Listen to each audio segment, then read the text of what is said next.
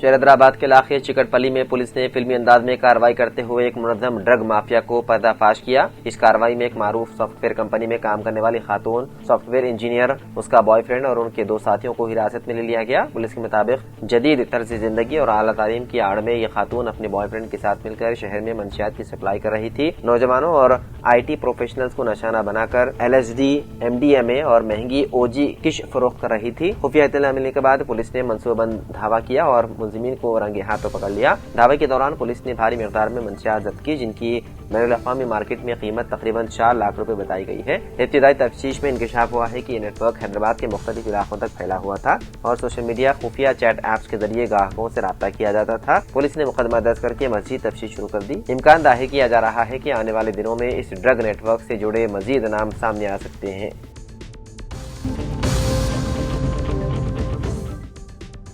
Mumbai international airport پر ایک نہایت تشویشناک واقعہ سامنے آیا، جہاں انڈیگو ایئر لائن کے ایک مسلم ملازم عبداللہ خان کو مبینہ طور پر مذہبی شناخت کی بنیاد پر زبانی بدسلوکی اور تذلیل کا نشانہ بنایا گیا۔ سوشل میڈیا پر وائرل ویڈیو کے مطابق یہ بدسلوکی ایک خاتون نے کی، جو اپنے ایکس بایو میں خود کو BJP کی اقلیتی لیڈر اور سناتنی بتاتی ہے۔ ویڈیو میں دیکھا جا سکتا ہے کہ خاتون ملازم سے نہایت تحقیر آمیز اور اشتعال انگیز انداز میں مخاطب ہے اور کہتی ہیں، تم یہیں کھڑے رہو، عبداللہ خان پورا ملک تم جیسے لوگوں سے پریشان ہے۔ یہ جملے نہ صرف مذہبی شناخت کو نشانہ بناتے ہیں بلکہ واضح طور پر نفرت انگیز زبان اور ہراسانی کے زمرے میں آتے ہیں۔ قابل ذکر ہے کہ انڈیگو سمیت کسی بھی بڑی ایئر لائن میں بھرتی مذہب یا ذات کی بنیاد پر نہیں بلکہ اہلیت، تربیت اور پیشے وارانہ معیار پر ہوتی ہے۔ اس کے باوجود ایک پیشے وار ملازم کو اس کے نام اور عقیدے کی وجہ سے اس کے کام کی جگہ پر سرعام ذلیل کیا جانا آئینی اقدار، برابری، وقار اور احترام کی صریح خلاف ورزی ہے۔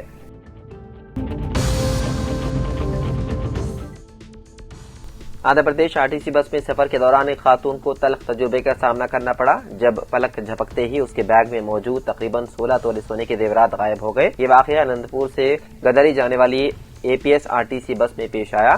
شبانہ نامی خاتون 16 تولے سونے کے زیورات کے ساتھ بس میں سوار ہوئی تھی۔ ٹکٹ لینے کے لیے جب وہ بیگ سے آدھار کارڈ نکالنے لگی تو زیورات نظر نہیں آئے۔ اچانک کی صورتحال سے صدمے میں مبتلا خاتون نے فوراً پولیس کو اطلاع دی۔ پولیس نے اننت پور کلکٹریٹ کے قریب بس کو رکوا کر تمام مسافروں کی تلاش لی، تاہم تلاش کے دوران زیورات برآمد نہیں ہو سکے۔ زیورات نہ ملنے پر متاثرہ خاتون چیخو پکار کرتے ہوئے کافی رو پڑی۔ پولیس نے اس سلسلے میں کیس درج کرتے ہوئے تحقیقات شروع کر دی۔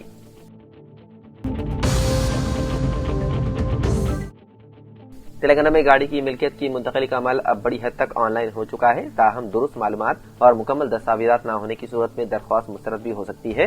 اسی لیے خریدار اور فروخت کنندہ دونوں کے لیے ضروری ہے کہ وہ پوری طریقہ کار سے واقف ہوں۔ اگر گاڑی تلنگانہ کے اندر فروخت کی گئی ہو تو فروخت کنندے کو فارم 29 جمع کرانا ہوتا ہے، جبکہ خریدار فارم 30 کے ذریعے ملکیت کی منتقلی کے لیے درخواست دیتا ہے۔ RTO دستاویزات کی جانچ کے بعد نیا رجسٹریشن سرٹیفکیٹ جاری کرتا ہے۔ اس عمل کو فروخت کی تاریخ سے 30 دن کے اندر مکمل کرنا لازمی ہے۔ کار کے لیے مجموعی فیس تقریباً 530 روپے ہے، جبکہ بائک کے لیے 380 روپے ہوتی ہے، جبکہ دوسری ریاست سے تلنگانہ آنے والی گاڑیوں کے لیے اضافی مراحل ہوتے ہیں۔ فروخت کنندے کو اصل ریاست کے RTO سے فارم 28 حاصل کرنا ہوتا ہے، جس میں عموماً 2 سے 3 ہفتے لگ سکتے ہیں۔ اس کے بعد خریدار کو تلنگانہ میں روڈ ٹیکس ادا کرنا ہوتا ہے، جو گاڑی کی گھٹتی قیمت پر 5 سے 15% تک ہو سکتا ہے۔ اس کے بعد نئی رجسٹریشن، فزیکل انسپیکشن اور بعض صورتوں میں فٹنس ٹیسٹ بھی کیا جاتا ہے۔ بین ریاستی منتقلی کے لیے زیادہ سے زیادہ مدت 12 ماہ مقرر ہے، تاہم بہتر ہے کہ یہ عمل 30 دن میں مکمل کر لیا جائے۔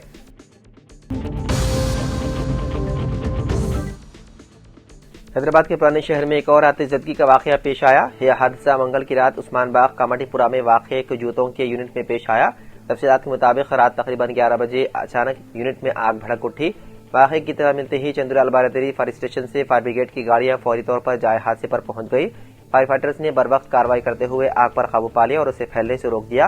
ابتدائی جانچ میں شبہ ظاہر کیا جا رہا ہے کہ سڑک پر موجود بجلی کی سپلائی کی کیبلز میں شارٹ سرکٹ ہوا اور یہ آگ لگنے کی وجہ ہو سکتی ہے۔ مقامی پولیس مصروف تحقیقات ہے۔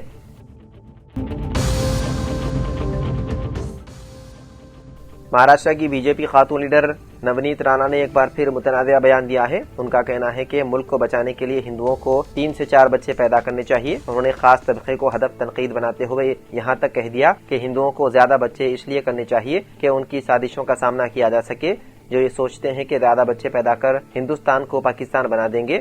واضح ہے کہ سابق رکن پارلیمنٹ نے منگل کو میڈیا سے بات کرتے ہوئے کہا کہ ایک مولانا نے دعویٰ کیا ہے کہ ان کی 4 بیویاں ہیں اور اس کے 19 بچے ہیں۔ نمرید رانا کا کہنا ہے کہ اگر وہ 19 بچے پیدا کر سکتے ہیں تو میں ہر ہندو سے اپیل کرتی ہوں کہ ہمیں کم از کم 4 بچے تو ضرور پیدا کرنے چاہیے۔ انہوں نے یہ بھی کہا ہے کہ یہ لوگ کھلے عام کہتے ہیں کہ ان کی 4 بیویاں اور 19 بچے ہیں۔ میرا مشورہ ہے کہ ہمیں کم از کم 3 سے 4 بچے پیدا کرنے چاہیے۔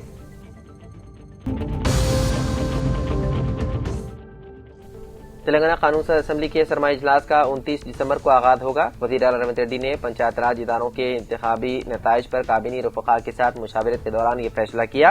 حکومت نے ابتدا میں 2 جنوری سے اسمبلی اجلاس طلب کرنے کا فیصلہ کیا تھا، تاہم وزراء اور عہدیداروں سے مشاورت کے بعد تاریخ میں تبدیلی کرتے ہوئے 29 دسمبر طے کیا گیا۔ سرمائی سیشن میں آپاشی پروجیکٹس اور خاص طور پر کرشنا اور گوداوری کے پانی کی تقسیم پر مباحث کا امکان ہے۔ وابستہ ذرائع کے مطابق 29 دسمبر کو اجلاس کا آغاز ہوگا، جبکہ 30، 31 دسمبر اور 1 جنوری کو اجلاس نہیں ہوگا۔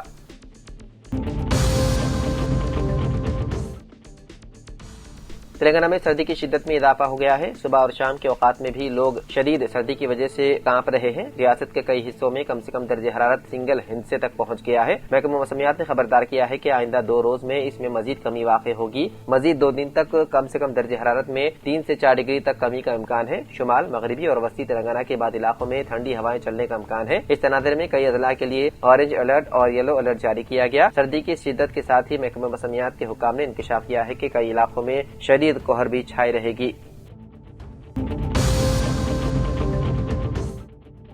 ہندوستانی کرکٹ کے عظیم کھلاڑی سچن تندولکر نے حیدرآباد کی معروف solar energy company Suntech energy systems private limited میں اسٹریٹجک سرمایہ کاری کی ہے۔ یہ شراکت داری 23 دسمبر کو باضابطہ طور پر سامنے آئی ہے، جس کے تحت سچن تندولکر نے 1.8 لاکھ شیئرز خریدے ہیں، جن کی مالیت 3.6 کروڑ روپے ہے۔ اس سرمایہ کاری کے ذریعے انہیں کمپنی میں تقریباً 2% حصہ حاصل ہوا ہے۔ ٹروزون سولار کی بنیاد سال 2008 میں سی بھوانی سریش نے رکھی تھی۔ یہ کمپنی رہائشی، تجارتی اور یوٹیلیٹی سطح کے سولار منصوبوں، روف ٹاپ سسٹم اور پی ایم کسم اسکیم کے تحت کام کر رہی ہے۔ اس وقت کمپنی تلنگانہ، آندھرا پردیش، مہاراشٹر، مدھیہ پردیش اور چھتیس گڑھ میں اپنی خدمات انجام دے رہی ہے، جبکہ تمل ناڈو اور اتر پردیش جیسے نئے بازاروں میں توسیع کے منصوبے بھی زیر غور ہیں۔